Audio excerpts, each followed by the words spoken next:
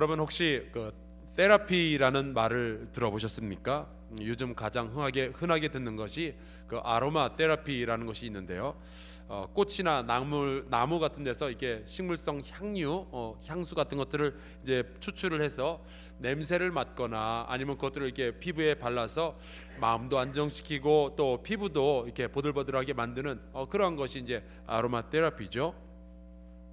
우리 교회에도 이렇게 아로마 테라피를 할 수 있는 장소가 있다는 사실을 알고 계십니까? 바로 3층 성가대실입니다. 거기에는 히노키라는 이 삼나무로 이렇게 천정하고 벽을 싹 둘러놔서요. 그 방에 들어가면은 냄새가 이렇게 싹 나는 게 마음이 편안해져요. 성격이 못돼 먹은 사람들도 그 방에만 들어가면은 마음이 보들보들해져서 순한 양같이 되어서 우리 찬양대 지휘자의 말을 얼마나 잘 듣게 되는지 모릅니다. 그래서 우리 찬양대가 이렇게 은혜스럽게 찬양을 잘 하는지도 모르겠어요. 그거 해주신 분께 너무 감사를 드리고요. 또 열 테라피라는 것도 있습니다. 작년에 우리 부목사님들하고 같이 춘천에 갔었는데 거기에 이 나무 향기라는 아주 독특한 찜질방이 있었어요. 그 지역의 명물인데 그래서 우리 목사님들하고 같이 들어갔습니다. 무슨 커다란 빵 화덕 같은 그 속 안에 담요를 뒤집어쓰고 이렇게 앉아 있으면은 앉자마자 막 땀이 쏟아지기 시작하는데 정말 제 몸에서 그렇게 많은 물이 이 피부를 통해서 나올 수 있으리라고 상상도 못 해봤어요. 어마어마하게 나오더라고요. 그걸 하고 나면 몸이 가뿐해지는 것을 느낄 수가 있었습니다. 또 암에 걸린 분들에게는 이제 항암제를 투여하게 되죠. 이걸 영어로 키모테라피라고 하는데 화학적인 약물로 이제 암세포를 죽이는 겁니다. 사실은 이제 독으로 독을 치유하는 그런 요법이죠. 그래서 부작용이 좀 있기 때문에 때로는 이제 메스껍기도 하고 머리카락이 빠지기도 합니다. 우리 성도들 가운데도 이 키모테라피를 지금 받으시는 분들이 계시는데 속히 암병에서 자유를 얻게 되기를 주의 이름으로 축원합니다. 근데 이러한 테라피들 가운데 아주 독특한 테라피가 하나 있습니다. 여러분들 아마 그 빅터 프랭클이라는 사람의 이름 많이 들어보셨을 거예요. 어쩌면은 그분이 쓴 죽음의 수용소에서라는 책을 읽어보신 분들도 계실지 모르겠습니다. 근데 이 책은 굉장히 유명한데 거기에 비하면 좀 덜 유명한 책이 한 권 있어요. 이분이 쓴 책인데 삶의 의미를 찾아서라는 책을 쓰셨어요. 그런데 이 책에서 나오는 아주 중요한 그 심리학적 단어가 하나 있는데 로고 테라피라는 말이 있습니다. 이 로고라는 말은 말 혹은 진리 그런 뜻이고요. 테라피는 우리가 알다시피 요법이라는 뜻입니다. 그래서 말로 하는 어떤 요법인데 우리나라 말로 번역될 때는 이것이 의미 요법이라고 번역이 되어 있습니다. 이 빅터 프랭클이라는 사람은 워낙 유태인이었고요. 그리고 신경정신과 의사였습니다. 이제 2차 세계대전이 발발하고 나서 독일군에게 붙잡혀가지고 저 유명한 아우슈비츠 그 수용소에 들어가게 되죠. 거기에서 사랑하는 가족들을 전부 잃어버리고 이 전쟁이 끝날 때까지 수용소에서 전전하다가 기적처럼 살아서 돌아오게 됩니다. 근데 이 배운 게 도둑질이라고 이분은 신경정신과 의사였기 때문에 이제 그 수용소에서 나온 다음에 나중에 수용소에서 살았던 그 기억을 더듬어 가면서 책을 쓰게 됩니다. 그게 바로 이 죽음의 수용소에서 그리고 삶의 의미를 찾아서 이러한 책들이에요. 이러한 책을 쓰면서 이제 몇 가지 중요한 질문들을 하게 되는데 그 중에 하나가 이겁니다. 왜 어떤 사람들은 그 죽음의 수용소에서조차 아름다운 삶을 살 수 있었을까? 정말 처참한 수용소에서 하루에 빵 한 조각, 수프 한 그릇 가지고 살아가야 되는데 어떤 이들은 그 안에서 짐승 이하의 삶을 사는가 하면 어떤 사람들은 그러한 곳에서도 정말 아름다운 삶을 살아가는 거예요. 어떤 이들은 빵 한 조각을 더 얻겠다고 동료들끼리 주먹다짐을 하고 어떤 이들은 따뜻한 담요를 얻겠다고 동료를 배신하고 그를 죽이는 데까지 몰아가는데 어떠한 사람은 자기 몫으로 주어진 이 빵 조각을 자기보다 더 어려운 사람한테 나눠주면서 그들에게 용기도 주고 우리는 살아날 수 있다고 소망의 말을 해주고 그들을 위해서 기도를 해주는 그런 사람들도 있는 거예요. 어떻게 해서 똑같은 처지에 있는 사람들이 하나는 짐승 이하의 삶을 살고 하나는 천사 같은 삶을 살 수 있었을까? 이것이 이 빅터 프랭클의 질문이었습니다. 그리고 나중에 책의 끄트머리로 가면서 이 빅터 프랭클은 이런 결론을 내려요. 왜 살아야 하는지를 아는 사람은 그 어떤 상황도 견뎌낼 수 있다. 저는 목사로서 지난 10여 년 동안 목회를 하며 굉장히 많은 사람들을 관찰할 수 있는 기회를 가졌습니다. 때로는 그들이 살고 있는 집을 방문하기도 하고, 때로는 그들이 가지고 있는 고민을 듣기도 하고, 때로는 그들을 위해서 기도해 주기도 하면서 제 안에 이 빅터 프랭클이 가졌던 그 질문들이 떠오른 적이 많이 있었어요. 어떤 사람은 참 많이 배우지도 못했고, 나이도 많고, 건강도 별로 없고, 그리고 가진 것도 많지 않은데, 이분은 딱히 할 줄 아는 것도 별로 없는데 항상 즐겁고 삶의 에너지가 충만하고, 어려운 사람이 있으면 도와주려고 그러고, 또 슬픈 사람이 있으면 찾아가서 위로하고 그리고 기도해 주려고 그러는 사람이 있는 반면에, 또 어떤 사람은 학위란 학위는 다 가지고 있고 직장도 좋고, 그런데 죽지 못해 사는 사람들이 있단 말이죠. 제가 미국에서 목회할 때도요, 가난한 가운데서도 열심히 11조 생활도 하고, 주변에 불쌍한 사람들이 있으면 도와주기도 하고, 또 가끔 담임 목사 찾아와서 목사님 요번에 호두파이가 너무 잘 됐어요 그러면서 가져온 사람들도 있었어요. 그런가 하면은 제가 한 분을 좀 지목해서 죄송합니다만은 남편이 보험회사 사장이었어요. 그래서 집에 자가용 제트기가 있었으니까 대단한 부자죠. 출장 다닐 때는 그 자가용 비행기를 타고 왔다 갔다 하는 분이었어요. 그런데 그렇게 잘 나가는 남편을 둔 부인인데, 이분이 얼마나 어렵게 살았는지 몰라요. 그분이 저를 찾아와서는 목사님, 인생 살기가 왜 이렇게 힘들어요? 나 정말 살기 싫어요. 그런 말 할 때는 한편으로는 불쌍하고 한편으로는 화가 나는 거예요. 아니, 가질 건 다 가지시면서 그런 소리를 하면 나 같은 사람은 어떻게 살라고 말이죠. 그 축복을 허비하고 있다는 생각이 들었어요. 오늘 우리가 함께 읽은 이 전도서의 말씀은요, 솔로몬이 지었다라고 알려져 있습니다. 그런데 이 전도서의 처음에 어떻게 시작되는지 아세요? 헛되고 헛되며 헛되고 헛되니 모든 것이 헛되도다. 이 말씀을 들으면 여러 가지 생각이 떠오르겠지만, 저는 처음에 화가 나요. 아니, 가질 것 다 가지고 정말 세상에 없는 것 없이 전부 다 누린 사람이 이런 소리를 하면은 도대체 우리 같은 사람은 어떻게 살라고요? 이 헛되고 헛됨에 대해서 이 말씀을 읽으면 제 머릿속에 늘 떠오르는 기억이 하나 있습니다. 제가 미국에서 목회하던 중에 미국 연합 감리교회의 이 오클라호마 연회에서 어떤 그 팀을 하나 꾸렸는데, 조사위원회 인베스티게이션 커미티라는 것을 만들었는데 5명을 뽑았는데 그 중에 한 명이 제가 됐어요. 이른바 교회 수사팀, 저는 이제 이름을 그렇게 붙였습니다. 근데 이게 꽤 영향력이 있는 팀이라서 이제 제 친구 목사들이 저를 보고 높은 데 있을 때 잘 봐달라고 뭐 그런 소리 할 정도였어요.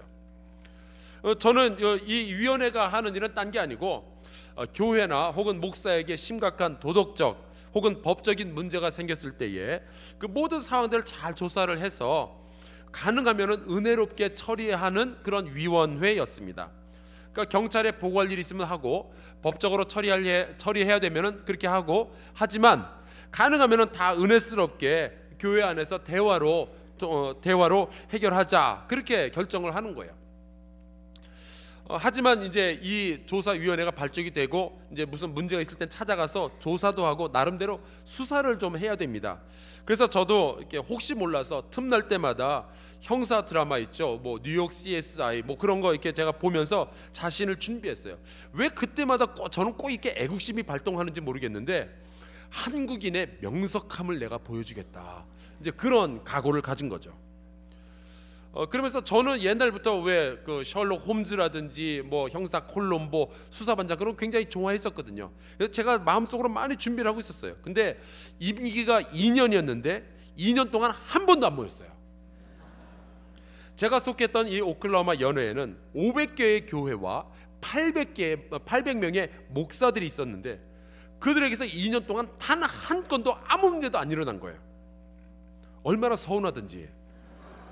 물론 아무 일 없이 맞춰서 하나님께 감사하기는 했지만, 마음 한구석으로는 내가 형사 드라마를 보면서 갈고 닦은 수사 실력을 발휘할 기회도 없이 그냥 임기를 마치려니까 약간 좀 섭섭한 생각도 들더라고요. 그러다가 몇 주 후에 제가 좀 기분 좋지 않은 그러한 것을 발견하게 됐습니다. 그 교회 수사팀, 이 조사위원회라는 것은 지난 몇십 년 동안 단 한 번도 모인 적이 없다는 거예요. 제가 그 팀에 뽑혔던 이유는 단순했습니다. 이 교회법상 한 연회에서는 5명이 조사위원회로 선출이 되어야 되고, 그 중에 한 명은 반드시 흑인, 그리고 또 다른 한 명은 여자, 그리고 또 다른 한 명은 반드시 남미나 아시아 출신의 사람이 되어야만 되는데, 제가 하필이면 한국 사람이기 때문에 저를 거기다 그냥 집어넣은 거예요. 구색 맞추려고. 모든 것이 헛되고 헛되며 헛되고 헛되다는 걸 그때 알았어요. 얼마나 기분이 상했는지 몰라요. 한동안 제가 이 반미 감정도 막 들고, 야, 나를 이렇게 이용해 먹어, 이렇게 아주 기분이 안 좋았었습니다. 그런데 이 기분 상하는 것보다 더 심각한 문제로 갈 수도 있어요. 의미 없다는 것이 우리에게 굉장히 안 좋죠. 요즘 그 성완종 그 경남 기업 전 회장의 이 자살 이후에 드러나는 이 정치권의 여러 가지 그 비리들 때문에 매스컴이 아주 떠들썩합니다. 근데 뉴스들을 종합해 보면 이런 거예요. 이 성완종 씨는 자기의 기업을 좀 잘 되게 하려고 정치에 나선 많은 사람들에게 수십 년 동안 그렇게 많은 뇌물들을 여러 사람에게 나누어 주었는데, 그럼에도 불구하고 막상 이 기업이 어렵게 되고 자기가 좀 어려운 지경에 처하자 정치권에서 보호해 줄 줄 알았는데, 자기 뇌물 받아먹은 사람들이 좀 도와줄 줄 알았는데 다들 그냥 외면을 하는 거예요. 자기가 그동안 해왔던 모든 일들이 의미 없다라는 것이 확인된 순간 이 사람은 자기 목숨을 끊어버렸어요. 의미 없다라는 것이 이렇게 처참한 결과까지 갈 수가 있는 거죠. 헛되고 헛되며 모든 것이 헛되다라고 느끼는 것, 내가 하고 있는 일, 내가 지금 경험하고 있는 이 일, 이것이 의미 없다라고 느끼는 순간 이것은 사람의 목숨을 좌지우지할 정도의 사건이 되는 거예요. 뭐 우리가 인생에 의미가 있다, 뭐 무의미하다 등등 거기에 신경 쓰지 않고 그냥 바쁘게 살아가는 것 같지만, 우리 인간의 그 기본 자세는요, 이 무의미하다라는 것에 대한 두려움이 있어요. 내가 마지막에 죽게 되었을 때 내 인생이 하나도 의미 없었다라고 밝혀지면 어쩌지? 내가 했던 바로 이 일들이 아무 의미 없었으면 어쩌지? 우리 안에는 두려움이 있습니다. 내가 의미하다는 것, 나의 삶이 무의미하다는 것, 내가 지금 겪고 있는 이 고통이 아무런 의미 없이 그냥 쓰레기 조각과 같다는 것, 만약에 그런 것을 우리가 알게 되면 우리의 하루하루는 정말 우울하고 지겹고 빨리 끝내버리고 싶을 거예요. 그런데 조사에 의하면 전업주부들이 이러한 무의미의 고통에 많이 시달린다고 합니다. 혹시 여러분들 가운데 전업주부 있으면 손 한번 들어봐 주시겠어요? 전업주부, 네. 여러분을 축복합니다. 신랑은 회사에 나가서 나름대로 사람들 막 중요한 사람들도 만나고요.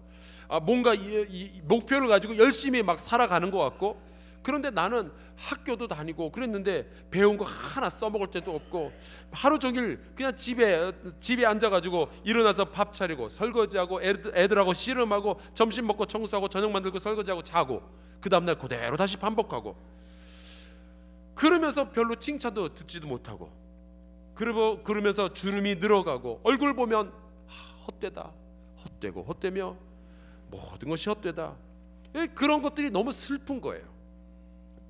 이런 상황에서 가정주부를 또 슬프게 만드는 질문들, 이런 질문을 하면 안 되는데, 내가 없어도 우리 식구들은 행복하겠지, 괜히 어디서 드라마에서 이상한 거 봐가지고 막 그런 질문 던지고 괜히 자기 혼자 슬퍼지고 그러는 거죠. 여러분, 이런 무의미하다라는 것의 그 결과가 뭔지 아세요? 대한우울조울병학회, 세상에 별 학회가 다 있어요. 대한우울조울병학회에 의하면 20세 이상 60세 미만 여성 1000명을 조사했는데 45% 이상이 치료를 요하는 우울증에 시달리고 있다고 합니다. 이 무의미하다라는 것은 그냥 넘어갈 문제가 아닌 거예요. 이것은 사회적 문제이고 영적인 문제예요. 우리가 반드시 짚고 넘어가야 할 문제입니다. 우리가 이러한 그 무의미에 시달리게 되면은 그 다음에는 의미를 찾고 싶어서 자칫 잘못하면 엉뚱한 데서 의미를 찾기 시작합니다. 아주 예전에 제가 몇 번을 반복해서 봤던 좋아하는 영화가 하나 있었는데, 여러분들도 그런 영화 있죠? 제가 좋아했던 영화 가운데 하나가 True Lies라는 영화가 있었습니다. 혹시 보신 분들 있는지 모르겠는데 거기 주인공이 저랑 굉장히 닮았습니다. 그 아놀드 슈왈제네거라고. 이 사람의 그 저기 나오는 저 여성이 이제 부인 역할인데, 이 여자가 어느 날 사고를 쳐요. 왜냐하면 이제 평범한 주부의 삶을 살다가 보니까 지루한 거예요. 의미가 없는 거예요. 내가 매일같이 똑같은 일을 하는데 무슨 의미가 있겠나. 그러던 어느 날 제비가 한 명 등장합니다. 이 사람은 자기가 스파이라고 속이고 나라를 구하기 위해서 당신의 도움이 필요합니다. 그러면서 접근을 해서는 막 뭐 지령문도 이렇게 뭐 움직여 달라 그러고 이것을 어디다 갖다 놔 달라 그러고 막 그런 식으로 이게 꼬드겨서 어떤 그 바람을 피우려는 그런 작전을 피우는 거예요. 근데 나중에 이 여자가 막 그런 걸 하면서 막 열심히 도와주고 그러다가 이것이 모두 다 거짓말이었다라는 것을 깨닫게 되는 순간 한탄을 해요. 근데 나중에 이 여자가 한탄을 하면서 자기 남편에게 하는 말이 남편에게 충격이 되었습니다. 이 여자가 이렇게 얘기해요. 자기가 비록 바람둥이 사기꾼에게 속았지만 그래도 그때는 자기가 살아있다는 것을 느꼈었다라고 얘기하는 거예요. 의미가 없는 삶, 이 우리에게 주는 이런 역효과들이 있는 거죠. 성인 직장인들도 무의미의 고통 속에서 살아갑니다. 내가 하고 있는 일 정말 쓸데없다. 여러분, 요즘 유행하는 말 가운데 아이고 의미 없다라는 말이 있어요. 내가 이런 일을 한들 나에게 무슨 유익이 있으랴라는 말이죠. 상사하고 친하게 지낸 것 같은데 막상 승진의 시기에는 딴 사람이 승진을 해버리고 말이죠. 내가 열심히 일을 해도 회사에선 잘 알아주지도 않는 것 같고, 욕먹어가면서 하는 일은 매일같이 똑같은 것 같고, 식구들 먹여 살리려고 하니까 일 그만둘 수도 없고, 그냥 무의미하게 자꾸만 하루하루를 살아가는 거예요. 그래서 다는 아니지만 남자들이 50대가 넘어가면은 이 무의미에서 탈출해 보기 위해서 눈뜨게 되는 것이 감투라는 겁니다. 뭔가 나에게 무슨 장, 이사 뭐 그런 게 나한테 들어오면 그게 그렇게 기분이 좋은 거예요. 그래서 그거를 찾아다니기 시작하면은 괜히 말도 안 되는 이상한 거에 무슨 장이 되기도 하고, 그런 감투들 여러 가지 쓰려고 합니다. 욕구가 생기는 거예요. 내 인생이 의미 없다라고 밝혀질까 봐 두렵죠. 이 무의미의 고통은 철이 든 성인들의 문제만도 아니에요. 사춘기 아이들도 이 무의미의 상처로 인해서 얼마나 많이 고통받고 있는지 모릅니다. 제가 이걸 조사하기 위해서 실제로 무의미라는 요 세 글자 한 단어를 그 네이버에다가 넣어봤어요. 그랬더니 그 검색 결과가 쫙 나왔는데 제일 첫 페이지에 가장 첫 줄에 나온 게 이거예요. 제가 이제 갓 고딩이 되는데요, 하루하루가 무의미합니다. 이야, 그 다음 줄에 뜬 것이 이거예요.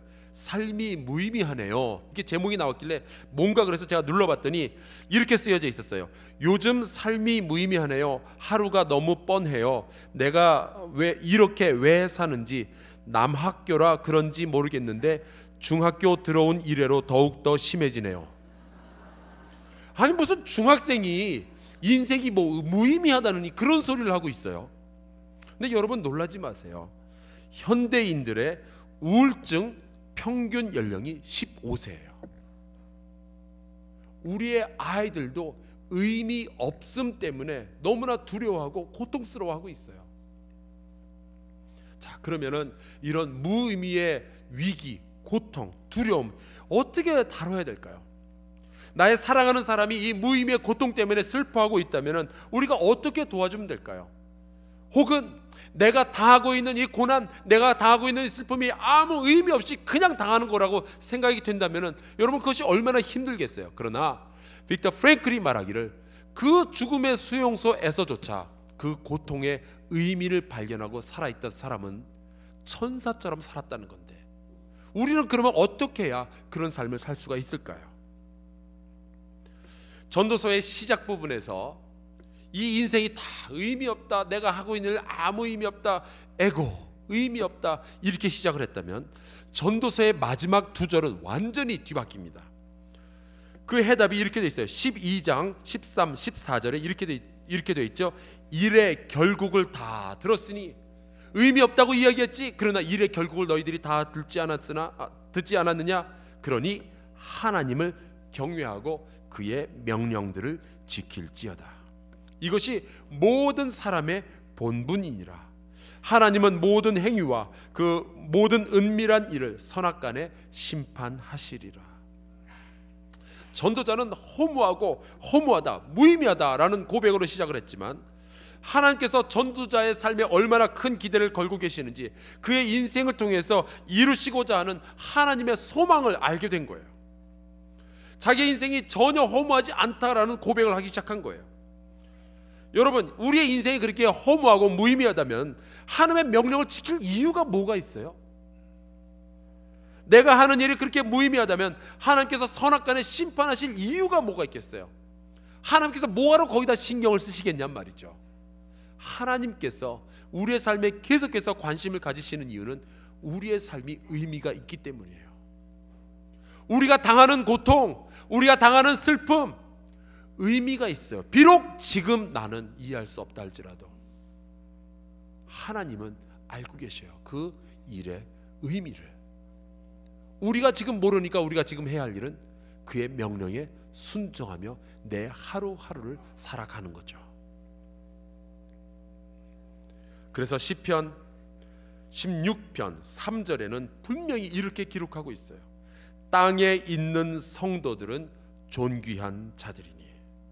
여러분, 우리는 의미 없이 이 세상 살아가는 거 아니에요. 우리 아무런 의미 없이 고통당하고 있는 거 아니에요. 우리는 존귀한 사람들이에요.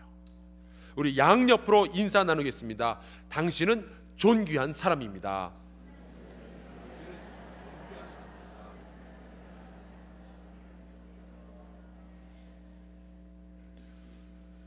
좀 전에 잠깐 졸고 계신 분 제가 몇 분 봤는데 여러분도 존귀한 사람들입니다. 여러분, 시편 8편 4절에 무슨 말씀이 있는 줄 아세요? 사람이 무엇이기에 주께서 그를 생각하시며 인자가 무엇이기에 주께서 그를 돌보시나이까. 우리가 의미 없는 인생이 아니에요. 내가 의미 없이 시간 살아가고 있는 거 아니에요. 어제가 오늘이 의미 없이 그냥 지나가는 것이 아니에요. 우리가 이해할 수는 없다 할지라도 하나님은 우리의 인생에 굉장히 큰 소망을 걸고 계시고 아주 큰 의미가 있기 때문에 우리가 지금 여기서 이렇게 숨쉬면서 살아가고 있는 거죠. 우리가 의미 없다면 하나님께서 왜 우리를 생각하시고 우리를 돌보시겠어요? 베드로전서 2장 9절을 한번 기억해 보세요. 너희는 택하신 족속이요 왕같은 제사장이요 거룩한 나라요 그의 소유가 된 백성이니. 무의미하다고요? 하나님의 심판하시는 눈앞에서 겸손하게 하나님의 판단을 받으시기 바랍니다. 여러분은 존귀한 사람들입니다. 나는 소중한 사람인 거예요. 하나님께서 여러분을 돌보고 계십니다. 여러분은 택하신 족속이고 왕같은 제사장이고 거룩한 나라요 하나님의 소유가 된 백성이에요. 무의미하다고요? 하나님의 소유가 무의미한 게 어디 있어요? 하나님은 하나하나에 전부 의미를 두고 계시고 전부 존귀하고 가치 있다라고 여기십니다. 우리의 인생 가운데서 가장 중요한 것, 우리가 깨달아야 되는 가장 중요한 것 하나는 내 자신이나 혹은 내 주변에 있는 사람들에 대해서 내 기준을 가지고 내 눈을 가지고 평가하는 것이 아니라 하나님의 기준으로 평가할 줄을 알아야 돼요. 누가복음 15장에는 저 유명한 탕자의 비유가 나옵니다. 이 탕자, 우리가 생각하기에도 진짜 나쁜 놈이에요. 어떻게 그런 사람이 있을 수가 있어요? 이 아들이 그 아버지의 재산을 받아가지고 외국으로 나가서 홀랑 닦아먹고 그리고 집으로 돌아올 때 이 탕자가 드디어 자기 자신에 대한 평가를 내려요. 뭐라고 하는 거 아니? 아버지의 아들이라 일컬음을 감당하지 못하겠다. 그러니 나를 품꾼의 하나로 써주소서. 이것이 이 아들이 자기 자신에 대한 평가였어요. 의미 없는, 정말 가치 없는 허무한 인생이 되었다. 자기 자신에 대한 평가였습니다. 이 탕자를 받아들였던 이 형이 있었어요. 형도 이 형이 이 동생을 바라보면서 평가를 내립니다. 뭐라고 하는 거니? 아버지의 살림을 장녀들과 함께 삼켜버린 이 아들은 집에서도 환영받을 가치가 없다라고 딱 평가를 잘라서 내린 거예요. 어쩌면 세상 사람들이 우리를 향해서 그런 식으로 얘기할지 몰라요. 너가 무슨 가치가 있냐. 그런데 여러분, 정말 우리가 주목해야 되는 것은 탕자가 스스로를 평가한 것도 아니고 그 형이 그 동생을 평가한 것도 아니라 그 아버지의 눈에 보이는 탕자의 모습이에요. 이 아버지는 탕자를 보자마자 달려나가서 그 아들을 끌어안고 좋은 옷과 신발을 신기고 잔치를 베풀었어요. 그리고 즐거워하고 기뻐하는 것이 마땅하다라고 이야기를 합니다. 왜요? 이 아들은 의미가 있으니까, 내게 소중하니까.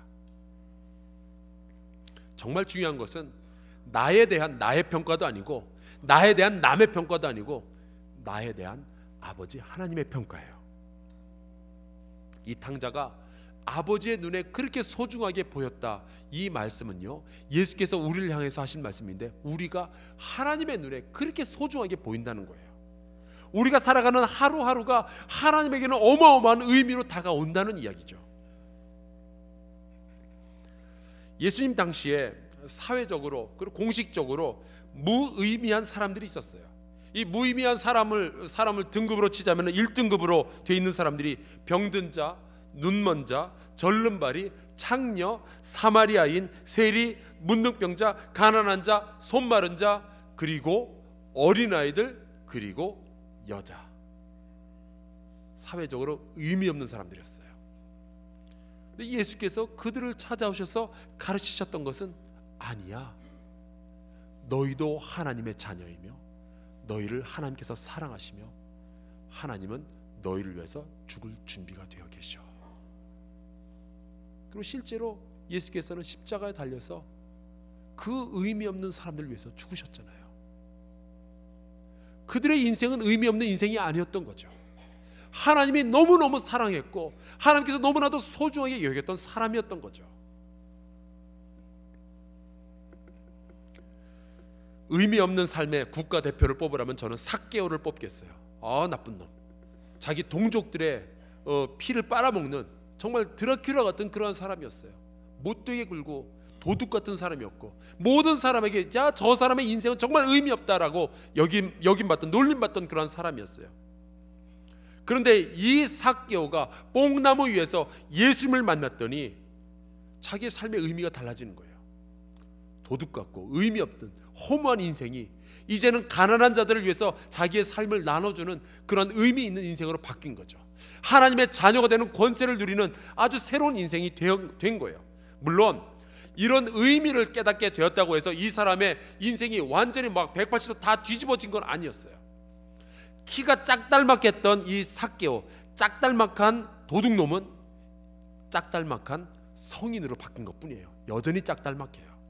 어쩌면 우리가 우리의 인생 가운데서 예수 그리스도를 만났다고 해서 모든 것이 다 바뀌는 건 아닐 거예요.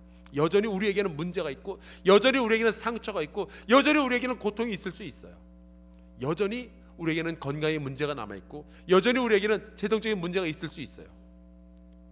그러나 그 모든 상황들을 종합해서 하나님은 새로운 일들을 만들어 가시는 거죠. 죽음의 수용소에서 아름다운 스토리를 만들어내신 하나님은 우리의 인생 속에서도 새로운 이야기, 아름다운 이야기, 구원의 이야기를 만들어내실 줄로 믿습니다.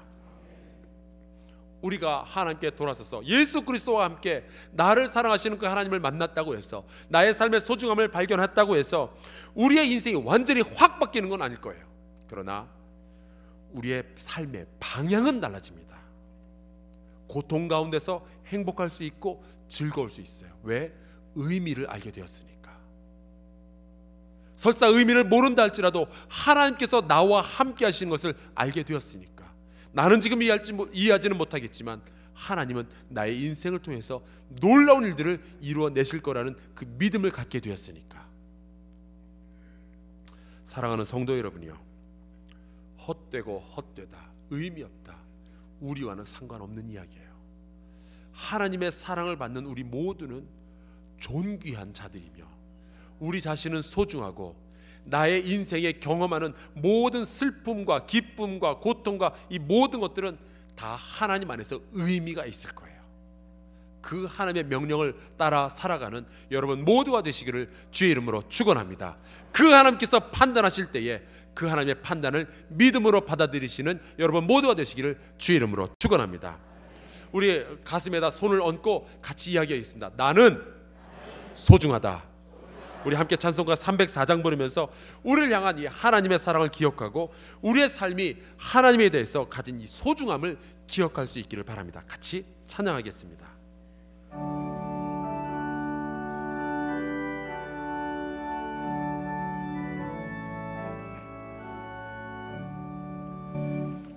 크신 하나님의 사랑 말로 다 영영 못하네. 저 높고 높은 별을 넘어 이 낮고 낮은 땅 위에 즐거운 영원 구하여 그 아들 보내사